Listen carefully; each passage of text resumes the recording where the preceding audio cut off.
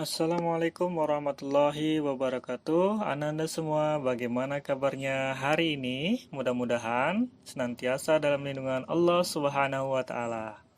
Hari ini kita akan kembali belajar pada mapel IPS dengan tema pasar bebas. Tapi sebelum kita memulai pembelajaran kita, alangkah baiknya kita berdoa terlebih dahulu. Mari kita awali pembelajaran kita hari ini dengan berdoa. Bismillahirrahmanirrahim. Raditu billahi rabba wa bil islami dina wa bi Muhammadin nabiyya wa rasula. Rabbi zidni ilma warzuqni fahma. Amin ya rabbal alamin. Nah, sekarang kita akan masuk ke pembahasan kita di materi pasar bebas.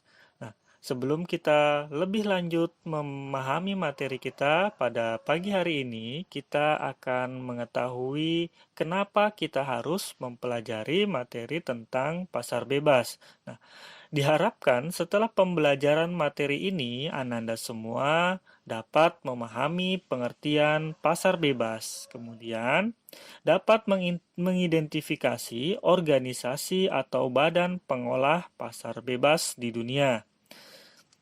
Oke, Ananda semua, mari kita perhatikan video berikut.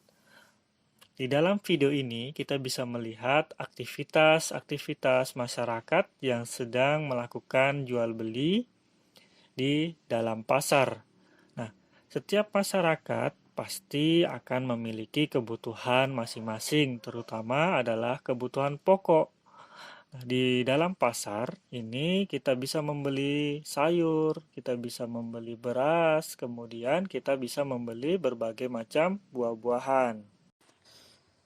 Ternyata selain pasar yang biasa kita datangi, ada juga yang dinamakan dengan pasar bebas. Nah, apa sih itu pasar bebas? Anda semua, supaya kita tidak penasaran mengenai pasar bebas, mari kita mengetahui macam-macam pasar bebas di dunia. Pasar bebas biasanya dikatakan juga dengan perdagangan bebas. Nah, yang dimaksud pasar bebas adalah kondisi ketika negara-negara mengurangi tarif bahkan menghilangkan tarif barang dari dalam dan luar negeri. Jadi, sudah paham ya apa yang disebut dengan pasar bebas? Jadi, setiap negara mengurangi tarif atau menghilangkan apabila barang atau jasa masuk dari luar negeri. Lalu, apa tujuan pasar bebas tersebut? Nah, tujuan daripada pasar bebas adalah untuk meningkatkan kegiatan perdagangan.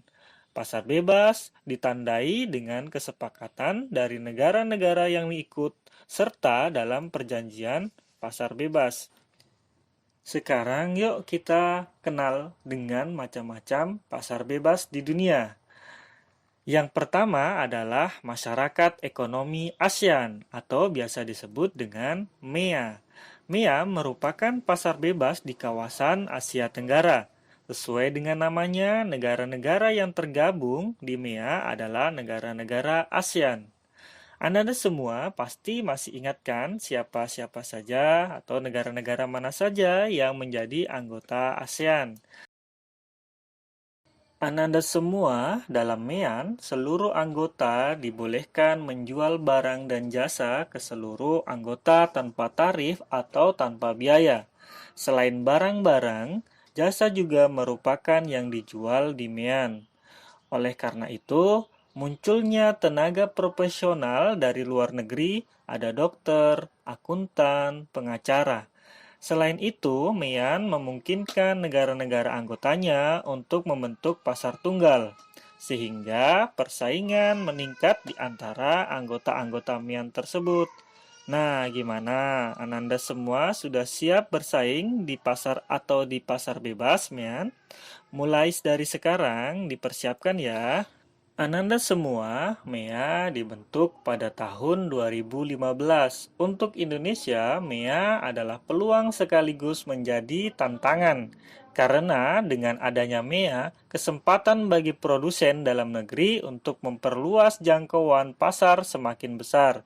Jadi, produsen-produsen Indonesia dapat menjual barangnya tanpa tarif atau tarif yang rendah ke anggota-anggota MEA. Namun, ada yang Ananda semua perlu ketahui. MEA juga merupakan tantangan karena barang-barang Indonesia masih banyak yang belum mampu bersaing di luar negeri. Tetapi hal ini semua akan mudah dihadapi jika pemerintah, produsen, dan dalam negeri dan konsumen bekerja sama membangun produk dalam negeri, terutama usaha mikro kecil dan menengah atau UMKM. Demikian penjelasan tentang MEAN. Mari kita lanjut yang kedua, yaitu ASEAN Free Trade Area atau disebut juga AFTA. Ananda semua, AFTA merupakan kesepakatan dari negara-negara ASEAN untuk membentuk kawasan perdagangan bebas guna meningkatkan daya saing ekonomi di kawasan regional ASEAN.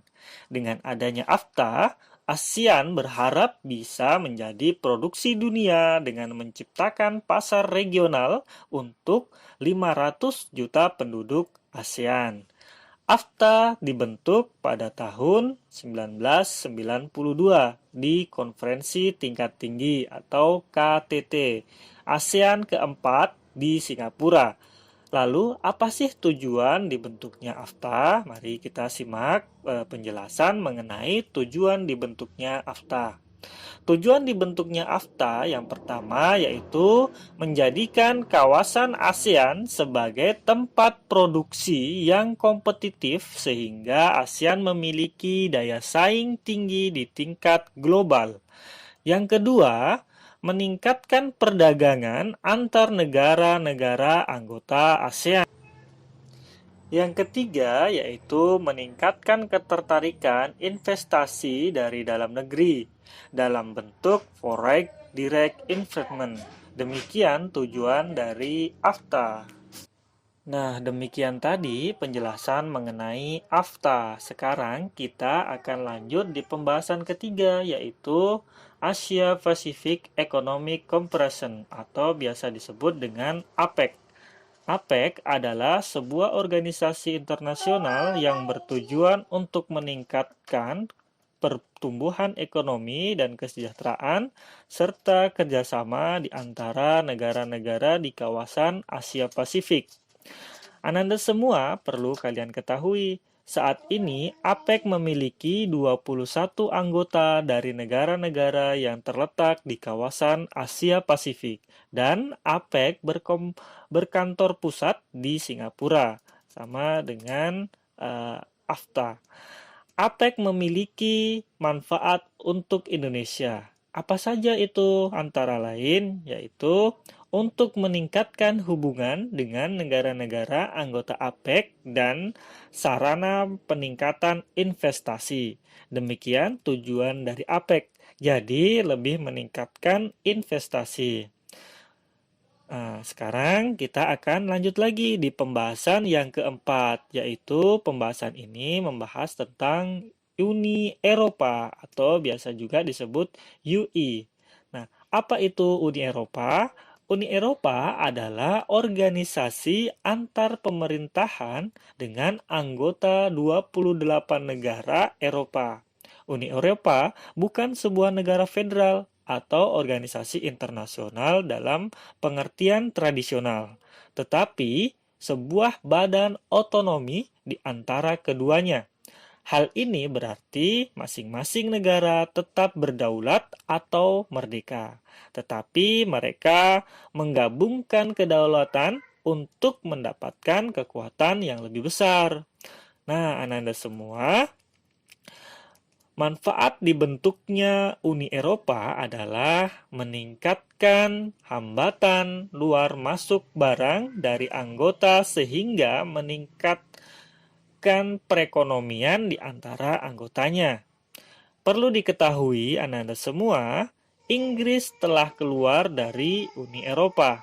Wah, ternyata berbeda ya antara pasar bebas dan pasar yang biasa kita tempati membeli. Nah, oke anak-anak semua, demikian tadi pembahasan mengenai pasar bebas. Mudah-mudahan dari pembahasan ini anak-anak semua dapat memahami, dapat mengerti dan dapat mempelajarinya ya, mempelajarinya kembali mengenai pasar bebas. Sekarang ada tugas yang harus Ananda kerjakan.